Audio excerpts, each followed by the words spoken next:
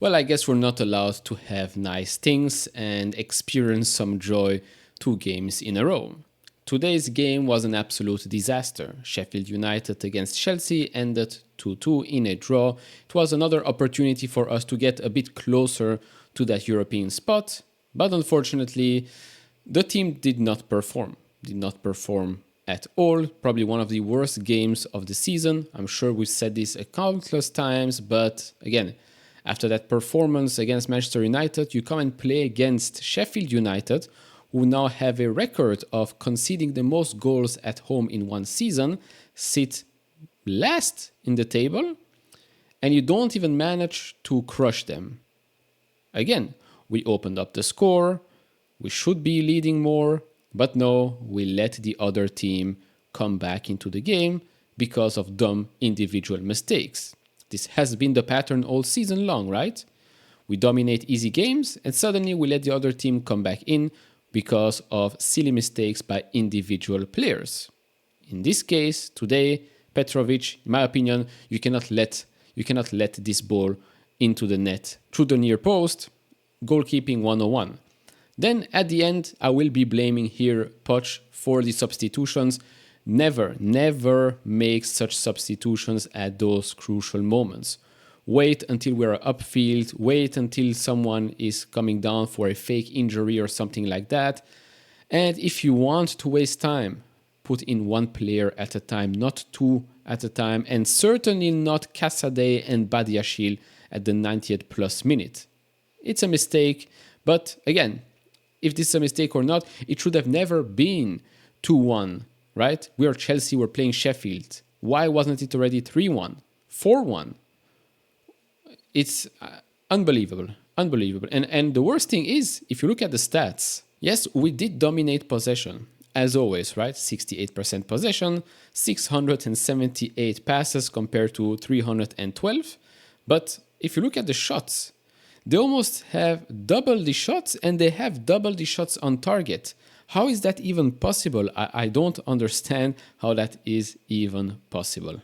Because when you think of it, it's always the same, right?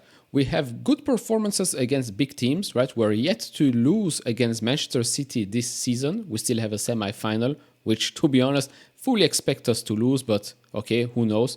Miracle happens. But we play okay against big teams, and then suddenly against teams like Sheffield, Burnley, Nottingham Forest, we suddenly struggle to play. We struggle to dominate. We struggle to score countless goals. It's in the mentality of the players. Yes, maybe the manager can push a bit more, but I'm sure that we've seen Pochettino push quite a lot. I mean, you can see some players sometimes have those sparks, but then it's about consistency, and the consistency has not been here. And you know why? It's very simple. The consistency has not been here because most of those players are inexperienced.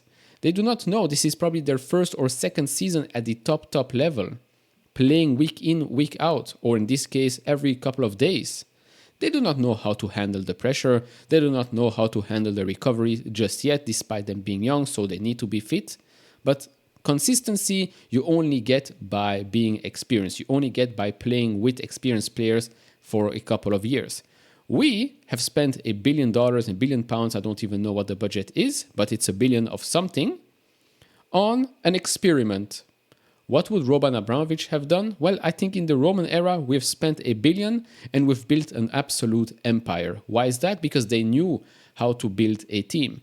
Mixing experience with talent so you can build a team for the future. It makes absolutely zero sense, and I repeat this week after week after week, makes zero sense to hire a new coach and then say, you know what?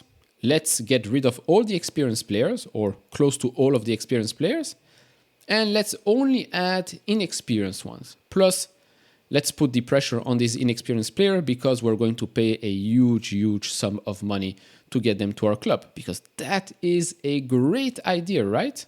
New coach, no experienced players, lots of younger ones. Yeah, that's, a genius idea, right? Genius by our owners, technical sporting directors, really a genius idea. I do wonder, do they think that this is Football Manager? Do they think that this is FIFA career mode? Because in reality, this never works. Never. Now, for all of the idiots on social media, right? The big Alex Goldberg, Pace or Pies or whatever his name is, Khan and all the others, where they're probably very, very happy that we haven't won the game today. So they can tweet out, push out, like they do each and every week.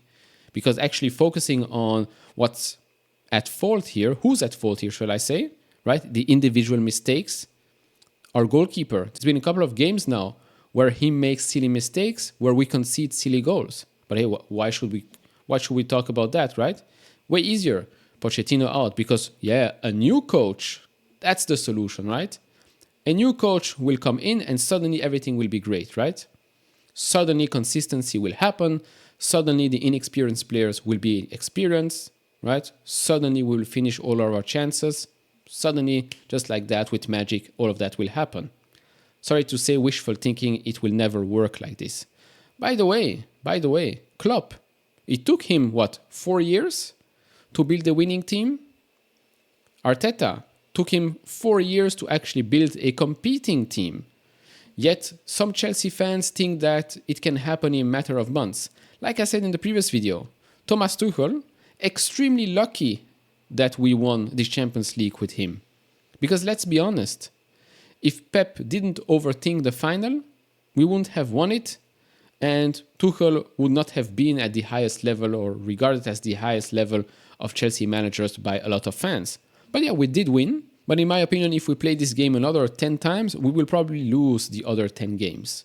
So to say that we should expect Pochettino, who's a new manager, coming in a new team with new ownership, only young players, for him to build a winning team already in a matter of 8-10 months or so, a season, is ludicrous. Plus, by the way, he already brought us into one final. We're now into another semi-final. We are, by the way, only 5 points away from Manchester United, who sit 6th. And we still have one game in hand. Of course, we have to win that game. But, again, we're not that far away from a European spot. We're not that far away from another cup final. And all of that happens in a first season with a new coach, with tons of new young players. So yeah, we can be disappointed because we're Chelsea. We're not used to losing like this or not winning. But on the flip side, let's be a bit more realistic.